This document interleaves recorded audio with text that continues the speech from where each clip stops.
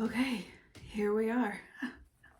So, welcome, I guess, to this first I'm calling it a class, this first video on prayer. Because I think during this space and the way that we're living right now, it's the perfect opportunity to let the Lord begin to speak to us and help us grow in our prayer lives. And I keep seeing many of you posting on the Eagle family page that, just talking about how you're praying for one another, you're asking for prayer requests. It's been such a recurring theme over the last couple of weeks, and I think it's only going to grow.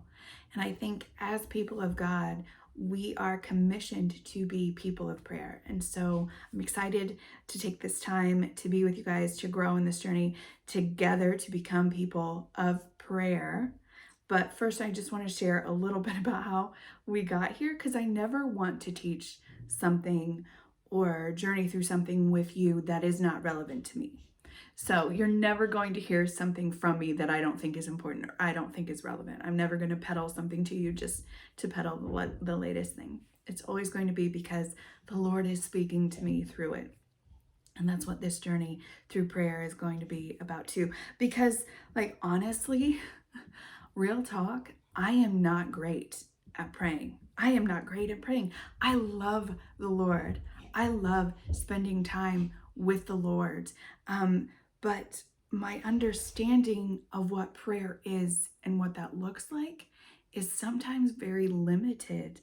So I've started actually asking myself the question, because we've been given this gift of time and space, really, I've been asking myself the question, how much of your spiritual life is based on what you have time for, and how much of it is actually based on what you want to do? And to be honest, the idea of going into a room and just talking at God for 2 hours sounds totally boring to me. And I think it would get really old really fast. But I think so much of how I have historically viewed prayer, and I think how often many of us view prayer, is that we're talking to God. It's just us talking to God, and that's it. And I think that it would get the sound of our voice would get really old really quickly. Now, I'm not saying talking is definitely an aspect of prayer. Keep talking to God. Do not stop talking to God. But that is not the only thing that comprises our prayer life. And so that's what we're going to talk about here. That's where we're going to go here. And I think the best place to start would be in prayer. So real quick, let's just go to the Lord. And Lord, we thank you that you are a teacher, that you teach us how to live. You teach us how to be like you. You teach us how to pray.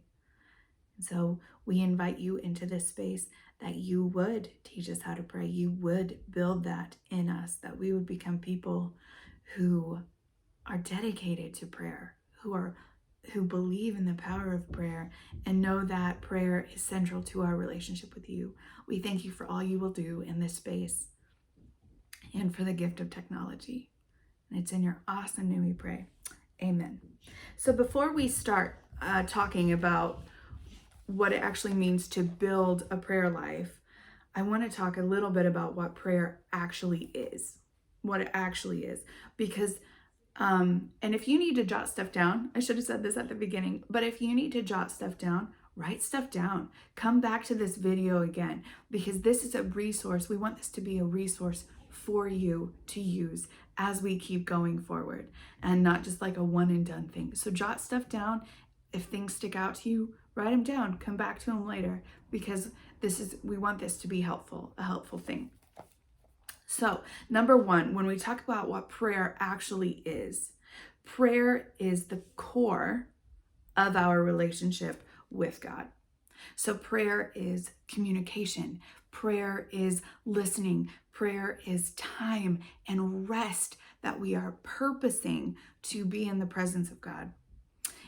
Prayer is the space in which we abide with and are present with the Lord. So prayer, I'm going to say this a couple of times because this is a big sentence. This is kind of an important thing.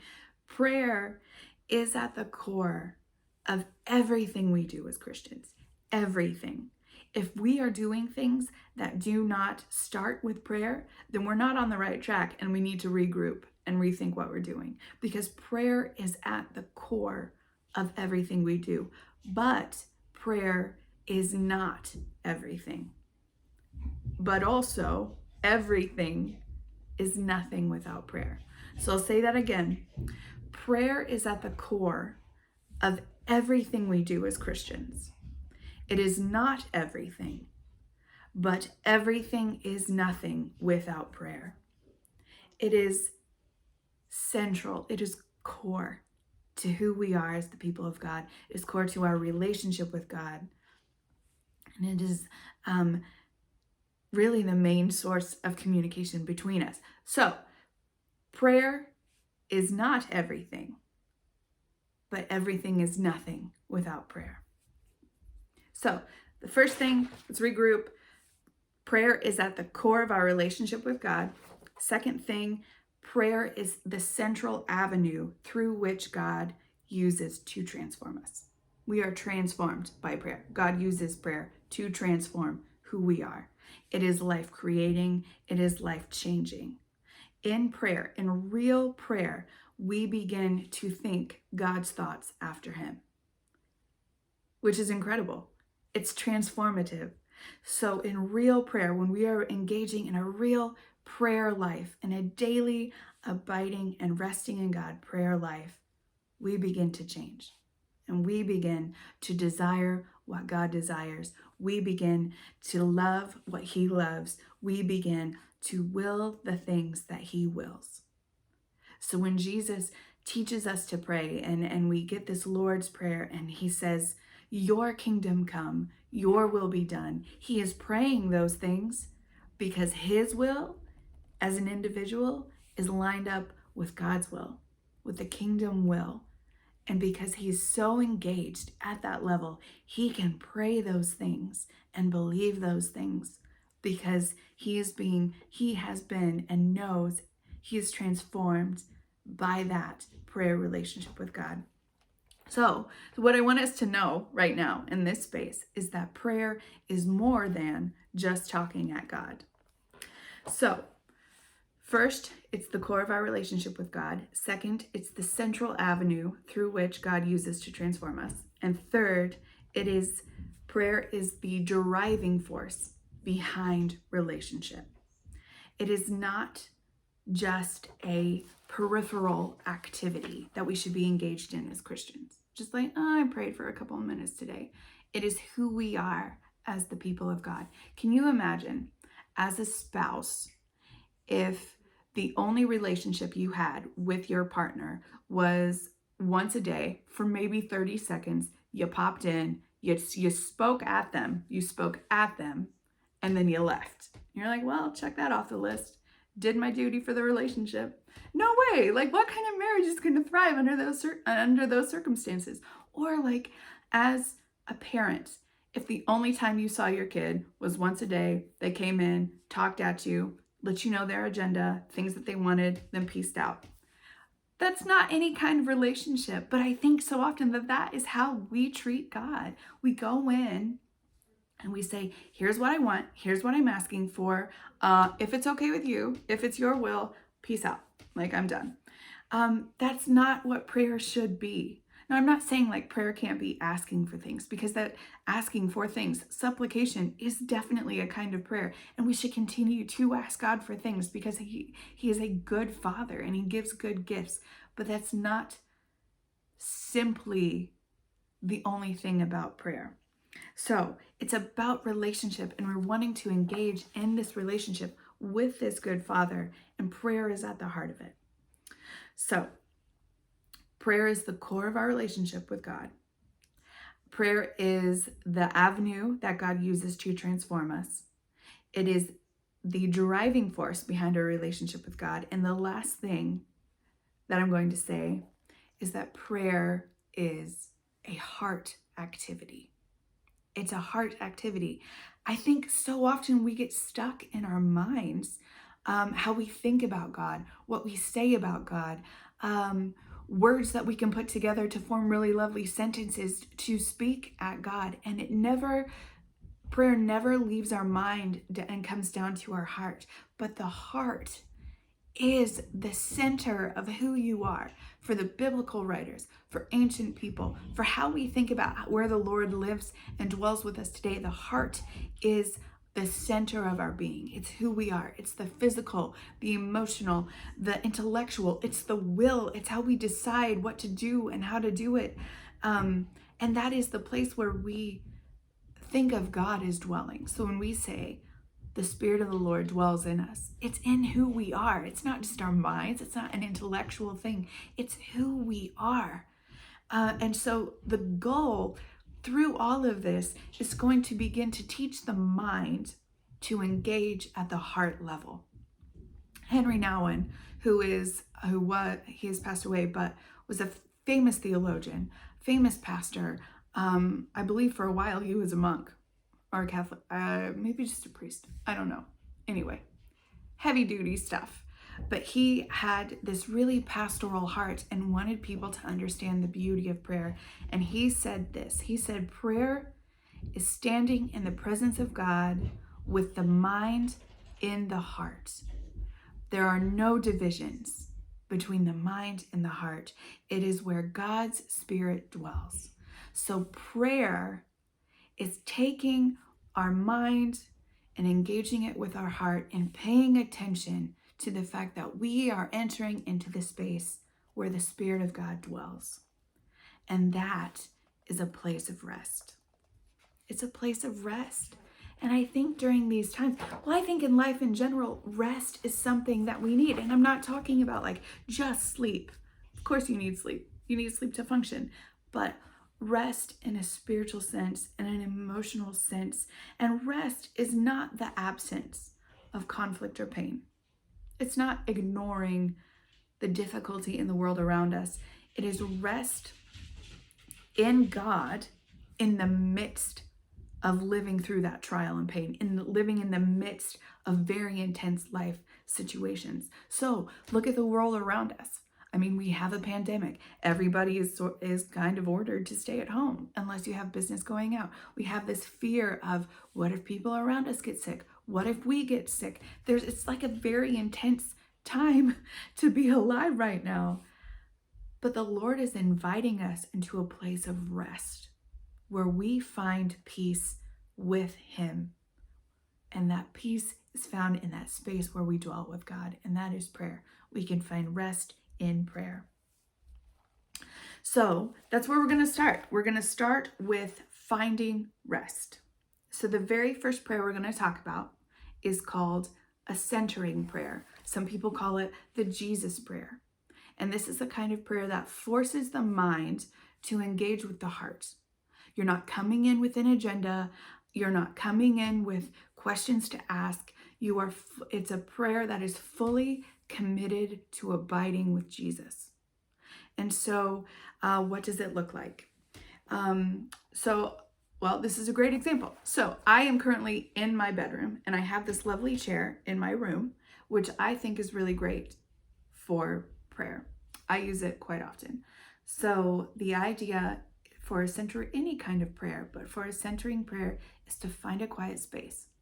So I've come into my room, I've shut the door, I can't hear the dogs, I can't hear my roommates, I can't hear the TV. It's just me and quiet. And in this space, you find a comfortable place to sit. Sometimes I sit on the floor. Sometimes I sit in this chair because it's comfortable, but I won't go to sleep. So that's a thing, because sometimes sleep happens while you're praying. But you find a quiet space, you find a comfortable place to sit, and then you just take time to be quiet. So for me, it would just look like sitting in this chair for a little bit, just relaxed, present with the Lord. And all I'm going to do for a little while is breathe and sit with my eyes closed. Sometimes I pay attention to my breath, and this isn't about like Eastern philosophy. It's not about meditation. It's about learning to be where you are. And so when you sit and you're paying attention to being with the Lord, you find that space of quiet and you just start breathing and being where you are. And when you are ready, that's when you can begin the centering prayer. And for some people, it's a simple phrase of, Lord, have mercy on me. Have mercy on me. And that's what they say. So you sit in the space and you breathe. You would say, Lord, have mercy on me. One of my favorites, actually, is just saying Jesus. I use that quite often. So I'll sit in a quiet space and breathe and be where I am and bring my attention to abiding with the Lord. And I'll just say Jesus and sit with that and let that speak to me. If you are a visual person, I know some people are visual people. When I was first learning about this prayer, I heard an illustration of like maybe you need to imagine yourself somewhere. So I have heard of people who picture themselves in a garden or in a specific place, whatever it looks like, whatever you need to do is fine, because it's that place where you are going to be with the Lord. So you find that line, you find that word, you find that phrase, Jesus, or Lord, have mercy on me. I have been actually praying through Psalm 139 for the last several days. And one of the phrases that has stuck out is search me and know me. And so yesterday morning, actually, as I was praying, that was the phrase that I used as my centering prayer. As I'm thinking about abiding with the Lord, just inviting him, search me and know me. And letting him, just like being in that space, not filling it with words, just being. Now, I know that this is going to be a new practice for some of you. Some of you it might not be, but for some of you it might be a new practice. So I would encourage you, set an alarm. That way you're not worried about time. You're not thinking about like, how long have I been sitting here? Or set a time. Maybe it's 10 minutes. Maybe if that's too much, it's 5 minutes. Maybe if 5 minutes is too much, it's 2 minutes. It's okay, because this takes practice and it takes learning and it takes discipline. So start somewhere, just start. It's okay. It'll grow over time. The Lord will teach you over time and will reveal things over time. But set an alarm and just start, because what we're learning through this is learning how to be still with the Lord there. And the centering prayer helps with that. We're learning how to be still and rest there. So that is your challenge for this week. This week, the challenge is practice this centering prayer. Now, don't stop with your other prayer life. Don't stop asking for things. Don't stop that. But we're going to start practicing the centering prayer together. So that's my challenge to you, to start practicing this every day. Now we're going to learn more as we go, like different types of prayer, how to use scripture to pray, those kinds of things. We're going to keep building, but this is a good place to start, because we need to learn how to be quiet with the Lord, be still in his presence, and to rest with him. So start practicing. If you miss a day, that's okay. Get started the next day, set an alarm, give yourself some time to do it, and then adjust. Feel free to adjust, because there is trial and error when it comes to developing a prayer life. That's okay, because we are in this together, and we're going to keep being in this together however long this goes. So I want to leave you with this verse from Psalm 62, because it's a Psalm of David. And if you want to know about prayer, what prayer looks like, start reading the Psalms. Because this is like, that will teach you how to pray, what to say, different types of prayer. Start reading the Psalms. Read stories about Moses.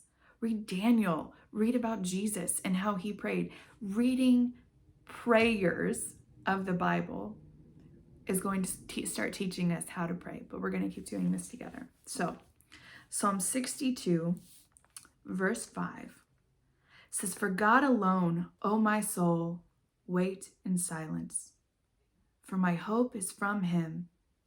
He only is my rock and my salvation, my fortress. I shall not be shaken.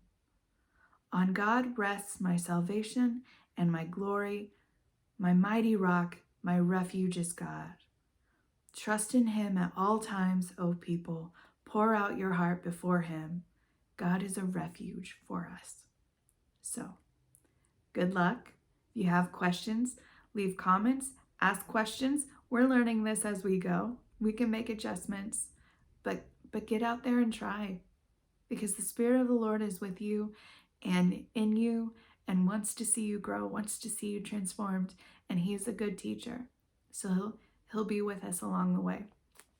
We'll catch you next time. Hang in there, guys.